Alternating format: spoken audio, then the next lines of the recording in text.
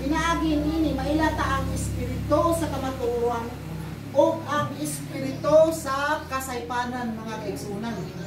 Kaya nung daw mo, bago pa 1 year na guro, 2 years na after, no? Nga, na-viral sa cellphone nga, agi siguro sa mga hatog tabi-tabi, hantod nga, ang tabi na ba? Ikan dini, paabot dito sa tumoy, lahin na, daghan na kayong ginugang. Murag galang na, bitaw galang na ang gapayl ka galublang nga, nga dugay yung payli mo maabot dito sa kasa imong gisampuan mga kaigsunan.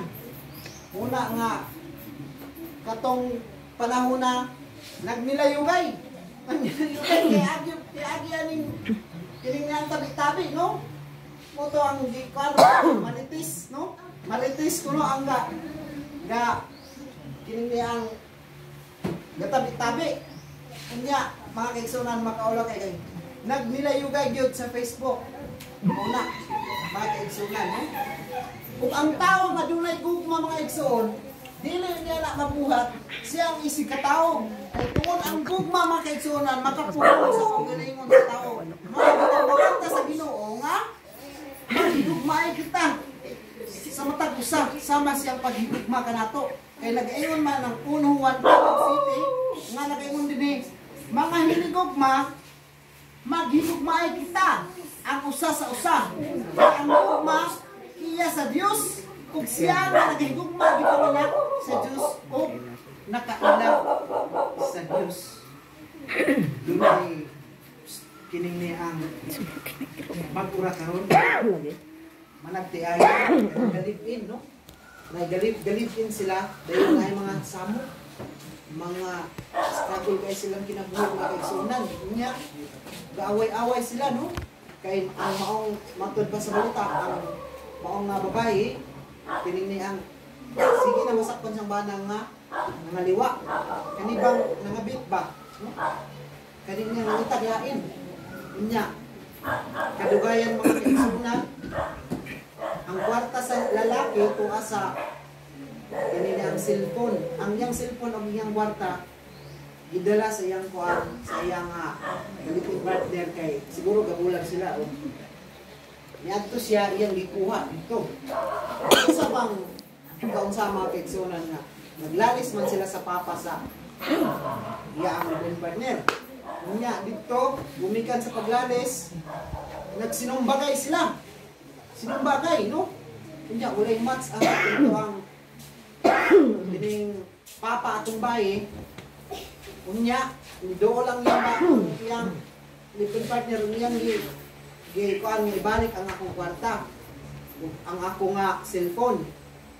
Moto nga kuan sila dito siguro na yung mga physical nga mga panghitabo.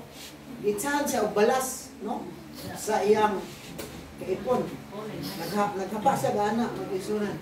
Kung unsa bang pagkaunsa nga ang maong igsuon sa iyang live-in partner nagkuhag sundang dito mga igsuon murag baka nga gihiwa-hiwa, no? Gitigbas siya hasta ang iyang papa nagkuhag sundang hantod nga nanggawas na ang iyang mga sulod sa ginhawaan ug dayon ang iyang liog gamay na nakahigulin.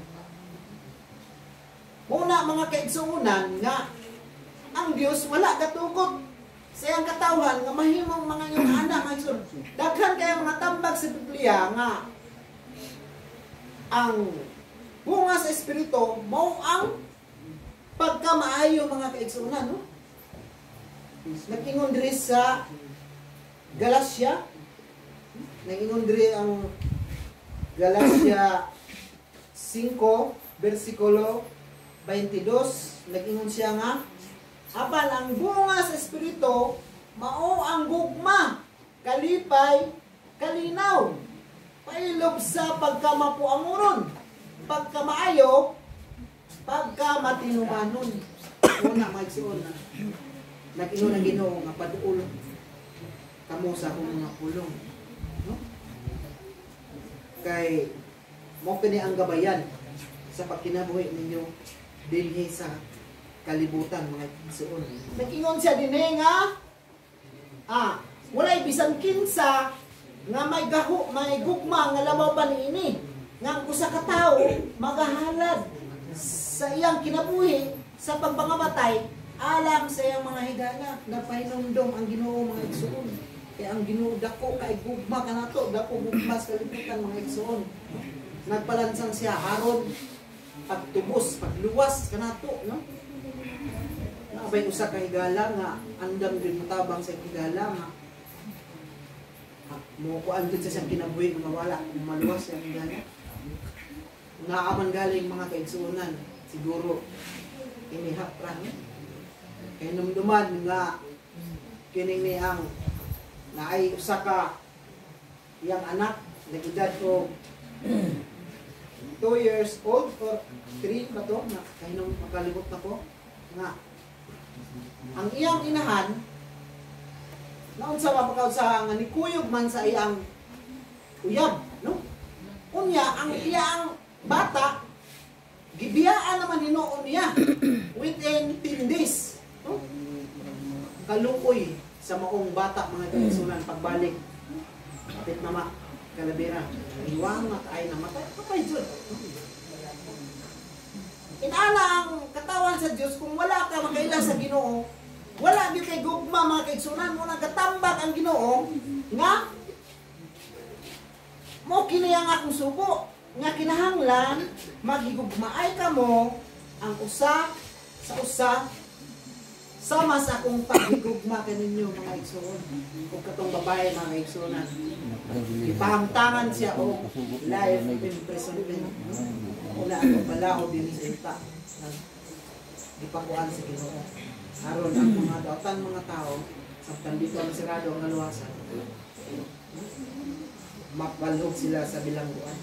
Muna mga igsoon, nag-ingon din sa Galatia 5, versikulo 23, mo kinibunga sa Espiritu sa paghigugma, kaagom, pagpugong sa kagalingon, nga sa maong mga butang, walay kasuguan nga kabatok. No? Kanibitang tao nga masubok kayo, na brother amado pa to, na ako no'y kining niyang lubay sila ang sige katakak. Nabuslog ng ilang ato, nung pa ko mga pilang years na to yung gisulti, ang ilang bugas, nabasa na. Puto nga yung gisultihan nga, kung mahimo, paputo lang po ninyo na yung lubi kayo. Alam na po kamong balay mo yung Facebook, no? Nga. Doon naman dyan kaya na yung kuwan, no? Nga. Moto nga. Sa layo pa siya, pati ng muruha ka, yung silingan, no? Nga. Sawa pa siya ka, sa nag-istorya pa siya, sa nag-istorya sa, pero ito yung isuga kayo, dili, anong, diya nga na, no? Una nga, nagkalma siya, o dingon, nadunggan, sumas pa niya nadunggan, nga diingon ang asawa itong iyang kuanan niya. Karang na, wala ka na ulaw, no? Na, sister, relax ka na istorya, ito, ano kayo ng istorya? Ug sa maabot mga pilakadlaw ang katong lubi mga gusto nang giputol jud. Ug wala pay gugma, katong istorya pa siya giay sa tubag-tubag. Dapo na gito sa bunon, no? Kay magsinumbagay dito silang duha dito. Kay agi sa kainit sa ulo. Una nga ang bunga sa espiritu ug ang sugo sa Dios nga mayo ang maghigugmaay kamo mo kana ang kining ni ang mo kana ang kagawasan nga makapugong ta sa kong kagalingon, kalipay, kalinaw, kailog, mapuanguron, pagkamaayo, no? Pagka matinumanon mga kaigsuunan, apan, kung wala tay gugma sa itong isig katao, kung sa may buhat mga kaigsuunan. Kung sa mabuhat mo, kini, oh? Galatia 5, versikulo 19, 20, versikulo padulong sa 21, mo kini o?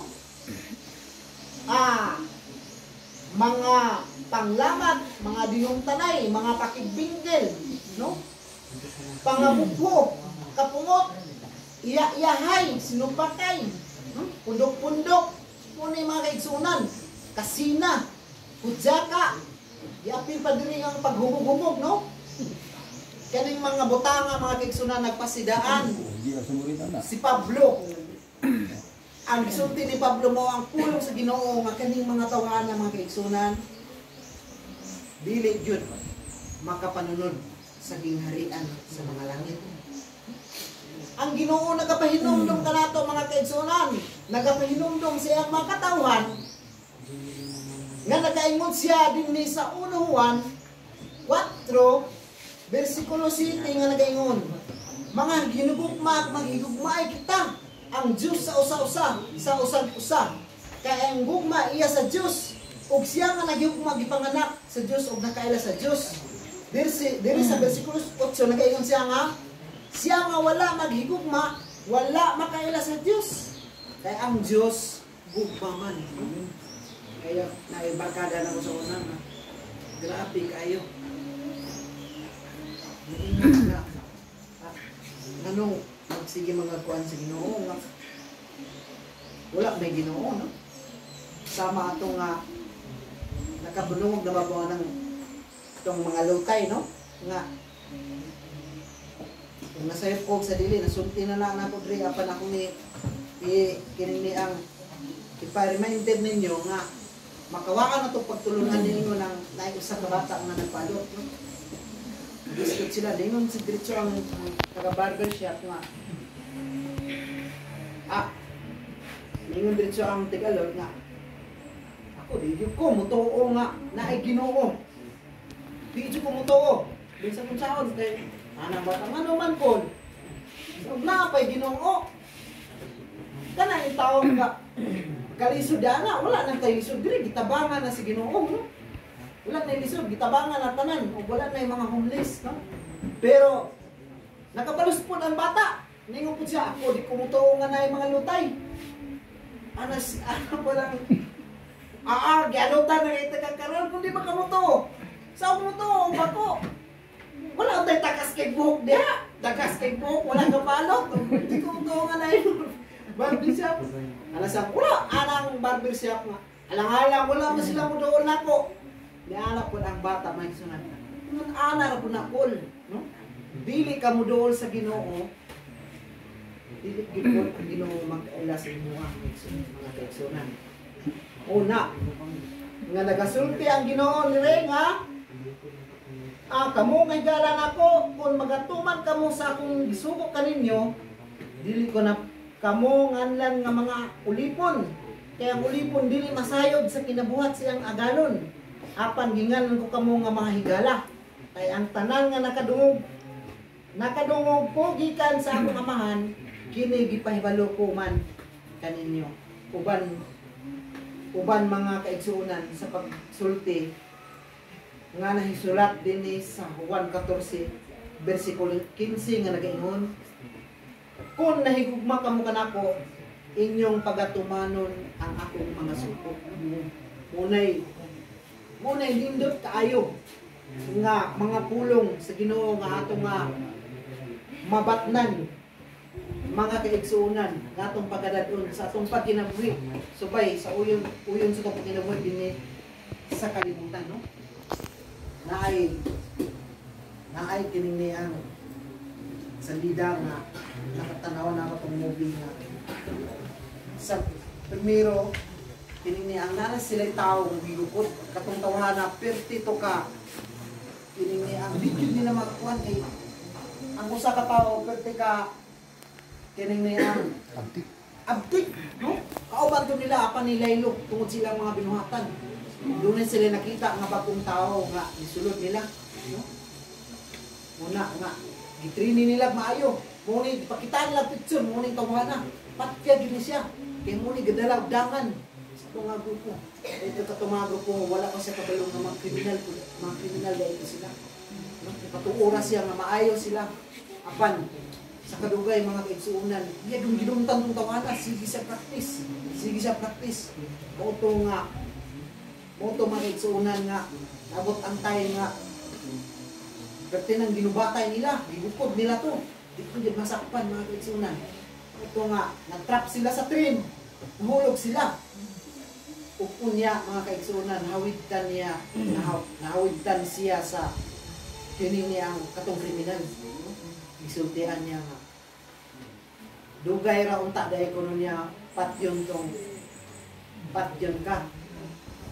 Apan dili siya kahimo tungod kato dahil ilang gitrini iya mang usa ka anak. Iya amang anak. Dili niya gusto nga mapatay niyang anak mga kaigsunan. Iyang amahan. Sa iyang amahan. Apan ang anak wala siya kabalo kay ang nasulod siya nga limpatakan mauto ang kasuko. Kasilab sa kaaway nga gusto niya patyon kay mo igakuan silang grupo. Una, lasto nga pagka-istorya mga kaigsunan. Mamatay gud ang iyang papa kay kinapusilman, no? Black Friday. Una nga kung wala tay gugma, no? Dili ta mga pugong sa atong kaugalingon. Andam ta patay. Andam ta mangawat. Andam ta manulis, no?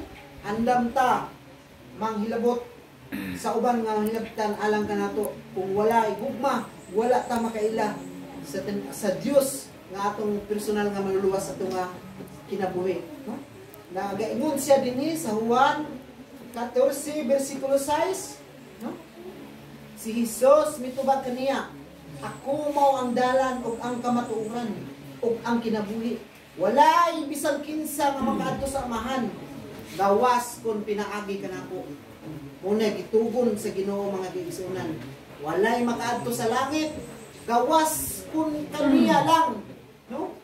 Muna gipa hinumduman ta niya ang gugma importante kaayo sa ato nga kinabuhi nga dili ta makahimo og krimen oron sa diha nalabot napil sa kasubuan nga iyang gihatag kang Moses o gipahinumduman sa iyang mga apostoles sa bag-o nga testamento mga kaigsunan. Una nining katuhod dalay gud kayo ang Dios o paayong ito. Amen.